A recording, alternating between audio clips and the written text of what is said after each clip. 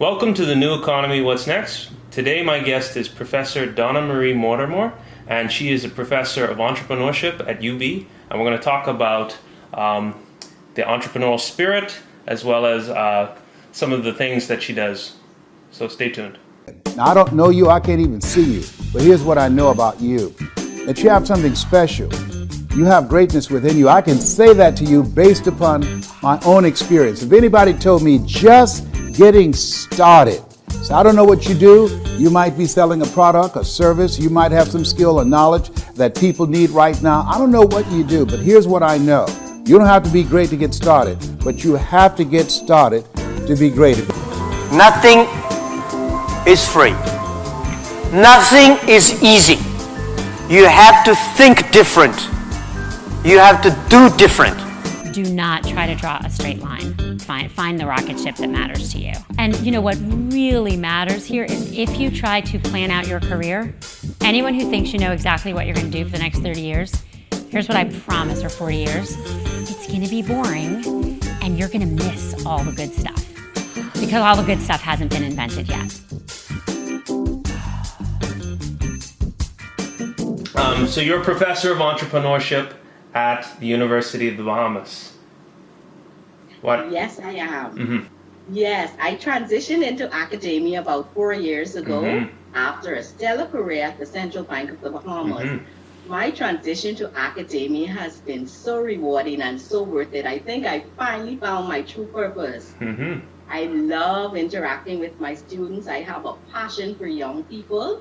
And the world of entrepreneurship is so exciting that, it just gives me so much joy to just expound my knowledge to them and help them in their business journeys. So in entrepreneurship, like if you were a student, why don't you give me an overview of kind of the subjects that you cover? Because not everybody realizes how multidisciplinary entrepreneurship is. Oh, certainly. Well, in my classroom, I use a multifaceted approach. I base my lecture sessions on the theoretical model as well as experiential learning processes. So what I do is, once students come into my introductory entrepreneurship class, that's Management 206, we talk all about starting a business, building that entrepreneurial mindset. We talk about integrity and ethics in business. We talk about social entrepreneurship, and then we build right up to the point where we get into the format of the business plan, what is necessary for the business plan, why it's necessary. And within the business plan, of course, there are so many facets. We have to talk about the industry analysis. We have to look at the market, the overview. We have to talk about your value proposition. That is, what pain exists out there and what solution would your business provide for it? Exactly. And then guide students through how to actually build their business model. I want them to define their USP. That's their unique selling proposition. I advise students that, in order to have a competitive advantage, you need to have a unique selling proposition. What do you do? What do you do better than the competition? How do you differentiate yourself? So the core around what I do is getting them to the point where they can present a business plan, either to be used as a roadmap for themselves or to present to a financial institution for funding or to an investor who would like to engage with them in their business. And after we've done the business plan format, understanding all of that, what goes into it, we look at the marketing plan, which is a plan within the business plan, where we talk about how you're going to entice and seduce customers to come into your business or to take advantage of your product. I like to think educate, but seduce. I like the word seduce. Yes, because once we entice them to come into, marketing is really big today. Oh yes, We look at our eyes, especially now in this this COVID era where you cannot, you don't have that walk by traffic anymore because people are just, they're not walking around, or at least they're not supposed to be walking around. But exactly, and that is why in this digital environment, it's become even more important to explain to students the importance of building an e-commerce site and really getting into digital marketing, building digital marketing campaigns, building your lead magnets so that you can, entice people to come into your online platform and purchase your products and or your services. Yeah, it's fascinating. I mean, it's like Alice in Wonderland. Once you fall down the rabbit hole, you just keep going and going and going. Everything she just said for people at home, they write whole books on every single element. You can literally be spending, most business people do. They spend their whole lives trying to master parts of it. And what I like about it personally is that business, unlike like sport or other things, many people can win. Everybody can be a winner in that sense. You can win, the customers can win, even your competitors can win. People don't realize that competition is good too. It is, and once they've gotten to the point where they've perfected their marketing plan, then we go on to explain to them how to understand the financial statements. Not only just plugging in the figures, but actually understanding what they mean. What does your income statement tell you? What is the balance sheet all about? What is his statement of cash flows all about? And we go through the whole exercise of working through exercises that actually teach them what figures you look for when you're looking at your profit, your expenses, your revenue, your expenses. Do you want to get a return on your investment? How do you go about that? I just explained to students in a lecture last week, having a lot of inventory, especially in these times, is not a sign of good business. You want to get your products and services to move quickly. You don't want to tie up your money in inventory. Yeah. And once they've done all of that, and they've laid the foundation, they have the format, they've done the marketing plan, they've done the financial plan, then you go back and you start working on your executive summary. Although that is often at the first part of your business plan, that is actually written last. After you've completed everything, you have a complete understanding of your business, you've done your SWOT analysis, you understand who your niche market is, the market you're going to serve, you look at the demographics, the psychographics, you look at everything that goes to what makes this customer a part of my base. How you're going to get this customer in your client relationship management database. Yes. All of the things that make up that customer, you get it. So we go through all of that, building on the theory. And then, of course, like I did this past summer, I held a virtual conference on entrepreneurship where I invited practitioners such as yourself. I was very happy to be on that.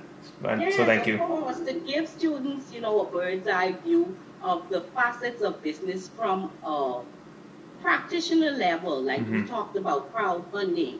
I had some people talk about the importance of building a business plan. What is business etiquette? The human resource element of business. And all of these things come to bear in their knowledge, and as they build their business, they need to understand some of these things. It's through recursive inquiry, analysis, observation, the ability to explore. I engage them. I integrate life's lessons with my lecture sessions, and you can tell that I'm just so excited. You sound like I encourage people who are thinking about entrepreneurship. You start by learning from people that have come before, and Professor Mortimer here is very, very passionate about this and teaching it. So yes, I am. I imbue my students with the mindset that, entrepreneurship, you have limitless possibilities to be innovative, creative. The sky is the limit. Then we look at the opportunities that are presented globally. We don't want to just operate in our economy. We want to operate in the international economy. Well, I'm a firm believer because, as you know, once you start going through the business plan. We'll be right back after a short message from our sponsor. At Arawak X, we understand that for businesses to grow, they need capital, to hire staff, buy equipment, and fuel innovative ideas. We support this process by using technology, years of business acumen, and a world-class team to get business the investment they need to get to the next level. If you are a business owner and need between $100,000 and $3 million, contact us today. We will schedule a meeting over the phone or video chat. Get on the path to your dreams. Arawak X. Dream bigger. All right. Hi, my name is Peter Bridgewater. I'm President and CEO of Open Systems Technologies International. We are a enterprise content management solution provider here in the Bahamas for the past 20 years, and we've worked with a number of government and private institutions to store and capture their information electronically. Well, digital transformation is key to the success of your business, or any business, and we have a trained team with over almost 40 years of experience in terms of implementing these solutions, and we have a good vendor relationship that would support any implementation here in the Bahamas. So the next steps in your business should be to implement a enterprise content management solution that will enable you to function like in this pandemic, also as a business continuity solution so that you can work in the event of a disaster. And so you can feel free to call us for a free consultation. Our numbers are 242-328-6736, and you can also check us out on the web at www.opensystems-ds.com.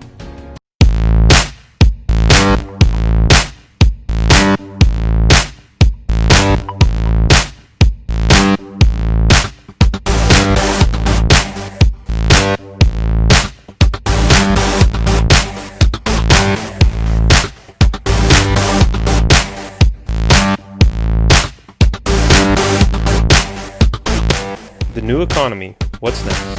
Now Tuesdays and Thursdays, 6:30 p.m. before the news. We don't want to just operate in our economy. We want to operate in the international economy. Well, you know, I'm a firm believer because, as you know, once you start going through the business plan, if you only focus on the Bahamas, you're going to run out of growth opportunity. Of course. But once you start, I mean, the neighbor to the north, even if they have 360 million people. That's those numbers start to sing off the page. They're almost scary. Exactly. When you look north, and even if you look south or to Europe or to wherever. So there's huge opportunity, but the skills and the plan and the method is the same. Right, and you have to understand that you have to build a skill set. It's not just the academic part of it. You have to understand networking, collaborating across borders, just building relationships with people. All of this is very integral to business. It's vital for you to know somebody in China or somebody in Russia or somebody in different parts of the world where if you have a service or product that you want to sell in that market, you have to understand the market.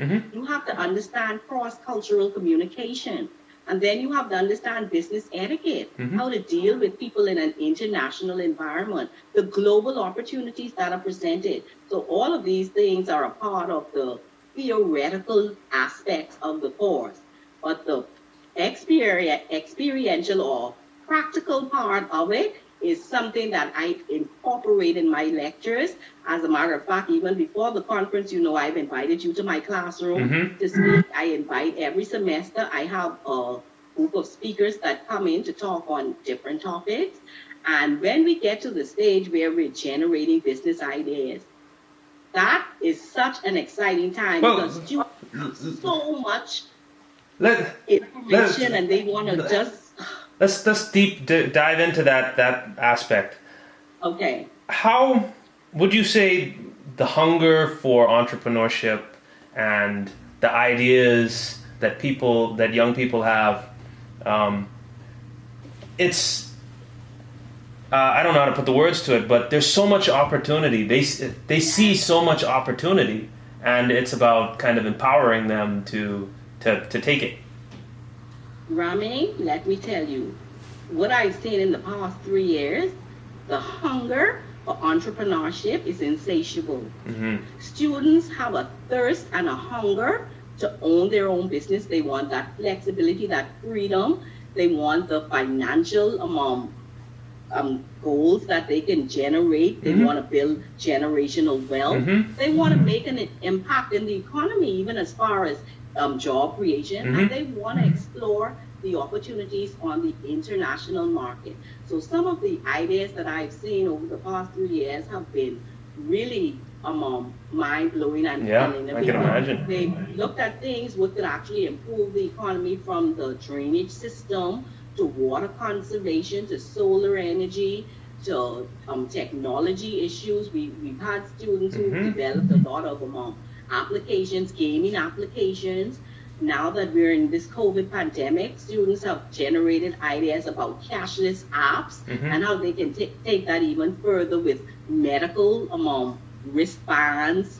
They want to do so much, even with the defogging and cleansing of environments. They've thought about ideas where that could be done so seamless without even somebody coming in, just by installing something in your workplace, a humidifier that goes off every hour or two, that's not harmful. The ideas they've just been generating some really distinctive ideas. Yeah, it's amazing. I'm obviously biased, but I think that entrepreneurship, and through the structure of the business, you can really start to solve some of these problems that society has, and improve people's lives. It's amazing. Who would have thought these cell phones that we carry around is what we really needed? That's right. Because all of our lives are a ton better off because of the amount of communication. I mean, you could say what you want about it, but we all love and enjoy using these devices, and we love sharing ideas. So those are the kind of things that can only come from entrepreneurs and by empowering people with ideas. Exactly. And that is what we at the University of the Bahamas encourage. I also lecture the Advanced Entrepreneurship course. And in that course, that's when we get into understanding feasibility studies, building prototypes, understanding products life cycles, understanding how to engage with investors, venture capitalists.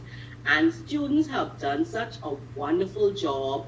Previously, before we even got into the virtual classroom, we would actually have a competition at the end of the semester where I would invite practitioners to come in along with other senior lecturers to judge the prototypes that these students would build. You know, one student during a semester, they built this whole compost site where all of the waste that we use could go into, farming and this agribusiness. And somebody builds a digital app whereby the government, they want to become a consultant to the government, where they can have this app will tie into all the government services from the Ministry of Works. So when there's a fallen tree or a lamppost or a hole in the road, that you can actually click on this app on your phone and report that, okay, on Blue Hill Road, there's a crater in the road, and cars are falling into it, and that goes directly to the fantastic idea. Ministry. It's just so, I was really blown away by that. Fantastic. I mean, it really, my show is called The New Economy because it's through ideas and people. It really is by just trusting the people and trusting and understanding that there is enough here we have enough value here that can really change our nation, but also the whole world from just by empowering the people that are here. Of course, and all we need is to get a jump. I know this may be not with UB, but even in my position at the SBDC, the Small Business Development Center, Access Accelerator, as a business consultant, we try to, when we engage clients, they come with an idea, but we don't want them to just come with a mundane idea like everybody wants to open a retail store or everybody wants to go into a car rental. We want to guide you away from the traditional businesses. Think about what the economy really needs. Partner with someone. Let's see how we can develop our social entrepreneurship, how we can reduce the carbon footprint. And I'll share this with people at home. One of the things, I come from an entrepreneurial family, so one of the things that Dad told me when I was growing up is, when you travel, just see see what products and services that are offered, and if you see something you like, why not offer it back home? I mean, it's that simple. You can stay ahead of the innovation curve if you just find something out there in the world and bring it back. I mean, it's amazing how many ideas, because we're a growing society. We need these things, and these problems aren't going away anytime soon. I mean, we have to work through them. So, which is all opportunity. That's what I'm saying. Not to be a negative, to take a negative spin. It's a positive spin. If there weren't these problems to fix, there would be no reward in fixing them. Exactly, and we won't have young entrepreneurs like yourself who think outside of the box. You don't even think of a box. No, you operate without borders. Same you operate without borders, and you come across ideas that you want to share, how you can improve yourself and the community, the impact that it brings, and to take something that's Bahamian bread and take it to the world. That's an amazing accomplishment. We've done really well in the international space in very many spheres. And now by encouraging people to actually develop goods and services that are of a proper quality or international standards and quality that can actually be sold to the world. I mean, the Dubai 2021, 2020 is a wash. So Dubai 2021, we would be able to showcase our products, our services, our talents to the world in 2021. And as a matter of fact, the SPDC is actively engaging clients right now to prepare for that. You have to understand quality standards. You have to understand how to package your products, properly so that they can be worthy of world class. Although it's coming from a small island state. Well, I mean, small is good. Small is good. I think because we all have a unique selling proposition, which is Of course we do. there's only so many Bahamians. So if you get to say that this is made in the Bahamas, that immediately gets someone to take notice. So Yes. And what's interesting to know, like, let me share this with you. Even with the tourism product, tourism being on the DL now, and everybody is, making a hullabaloo about, no tourists are coming here. Well, let's take the Bahamas to the world. Let's build a digital platform where we have entertainment, we showcase our products and services, we have, payment systems linked to our products and services where tourists can purchase our products or services from wherever they are. We could sell the experience. We could do so much, even especially in the creative industry, the arts. That is something that we can share with the world through the digital platform. absolutely, I'm loving this conversation because it is it's a spirit that we're just trying to empower, because by empowering that person's spirit, whatever their level is, and they'll find it through their own hard work or luck or whatever, through God's grace. But you have to empower that. Otherwise, frankly, there's a lot of ideas that have gone to the graveyard because they haven't been empowered, that could have really materially changed all of our lives. Yes, and one quote that is from an anonymous source that I, started this semester off by telling my students, entrepreneurs do things for the first few years that a lot of people won't, so that they can spend the rest of their lives doing things that other people can't, because they would have built the businesses, they would have built the platforms, and they would have taken their time, talent, and treasure and put it into their business, along with being risk averse, having that mindset, having that passion, that drive, that ego to say, I can do it. Yeah, and we have to stop being afraid of that, because every entrepreneur that makes it has to bring along many others that don't have that same mindset, that don't have that same drive, or you said ego, but some people say craziness to say that they can change the world. That idea exactly. That you have to, but for every think of like someone like Mark Zuckerberg, right? Mark Zuckerberg Yes. Changes the world. He employs 60,000 people. So off of one idea, 60,000 families, which is, if we had one good idea, a couple of good ideas could really change this place and make this place so much nicer and healthier for all of us to live in. And another thing that we need to focus on is we have an individualistic sense of self. Sometimes we need to look at how we can build collaborations, how we can collaborate in terms of business, because there's so much unity and strength in numbers. Mm-hmm. We can come together, we can form, partnerships, we can. You bring something to the table that I probably didn't have. You may have the capital. Mm-hmm. I may have the skill set. You could have the vision. We can outsource some things, but we find that a lot of times we could do so much if we would only join our efforts or try to collaborate. Yes. But that also has to take a bit of legalese, because of course we need to get the legal, jargon straight, so that we know what everybody is entitled to, so that there are no issues. And we need to have accountability in business. Even when you're doing business by yourself or in partnership, you need to understand how to separate your personal from your business funds and how to keep everything straight. Well, thank you for coming on the show.